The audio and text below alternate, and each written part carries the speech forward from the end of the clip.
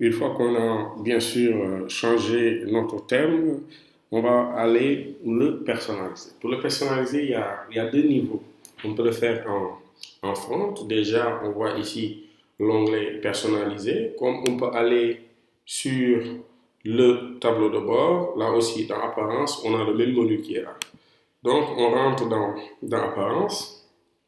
L'apparence, bien sûr, suivant le thème que vous allez choisir, les options qui seront là vont différer. Mais pour le moment, par rapport à ce thème par défaut installé dans WordPress actuellement, on va voir les différentes options qui nous sont proposées.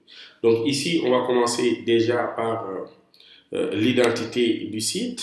Là, un résumé quand même de ce qu'on avait vu dans les réglages. Maintenant, est-ce qu'on veut l'afficher ou pas? C'est à nous de voir. Est-ce qu'on veut afficher et le titre ou et le slogan? Donc ici, je décide de le mettre.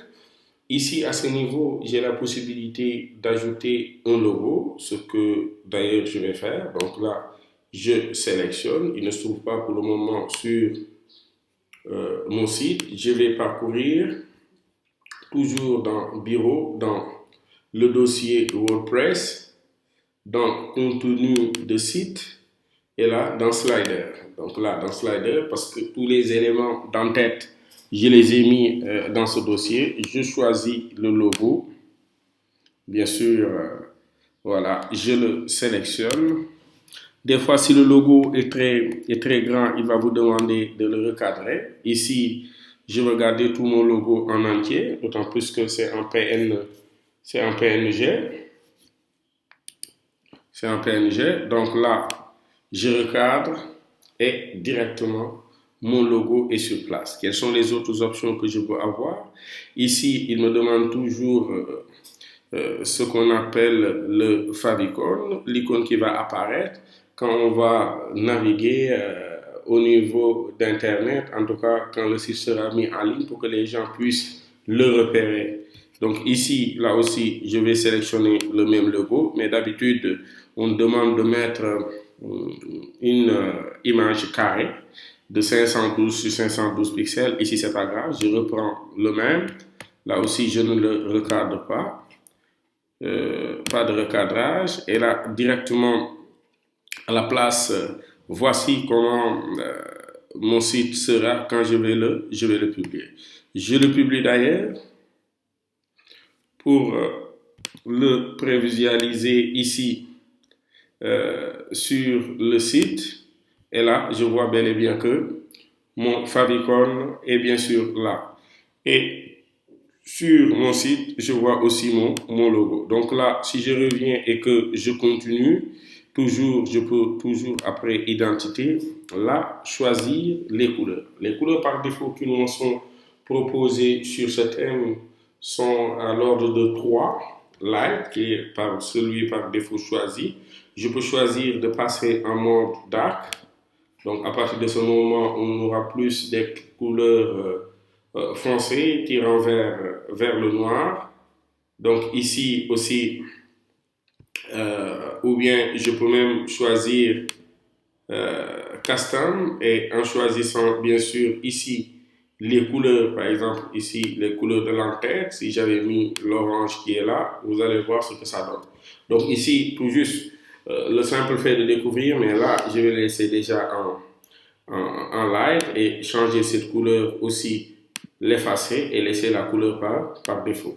Si je continue toujours par rapport à la personnalisation de mon thème, là dans Média, dans tête, pour le moment, l'image qui est là sur place, c'est l'image par défaut qui a été amenée sur l'entête. Rien ne nous empêche, nous, soit ici on a la possibilité de mettre une vidéo, soit de sélectionner une vidéo directement qui se trouverait à la source, soit de donner l'URL à partir de YouTube. Donc ici, moi, je préférerais ajouter des images et de façon aléatoire, suivant celui qui se connecte sur le site, de pouvoir avoir de nouvelles images. Donc là, je vais parcourir, téléverser, là, chercher mes fichiers. Normalement, dans le même dossier, on a plusieurs images là qui peuvent servir d'image d'antenne, même pourquoi pas la vidéo. je l'ai choisi et la magie de WordPress s'opère. Ici, il est en train d'envoyer tous les éléments en ligne, un à un. Il ne me reste plus qu'à les choisir. Là aussi, un à un, peut-être essayer ici de recadrer, parce que d'autant plus que c'est une répétition. Et là, déjà, il y a l'image qui est déjà sur place, qui n'est pas du tout mal. Je vais ajouter les autres images pour avoir l'effet, pas recadrer, pour avoir l'effet d'image aléatoire en fonction, là aussi, sélectionner par recadrage. Je ne veux pas les recadrer, je les laisse comme telles. Ajouter une autre image, je pense bien que celui-là aussi serait bien, un peu plus grand que les autres, je le recadre quand même. Et là, de façon très simple, on vient de changer l'entête de notre page. Donc, si on continue toujours par rapport aux menus, les menus, je préfère les changer là-bas, mais rien ne nous empêcherait ici de changer l'ordre ou bien en tout cas de faire des changements par rapport à tel ou tel élément.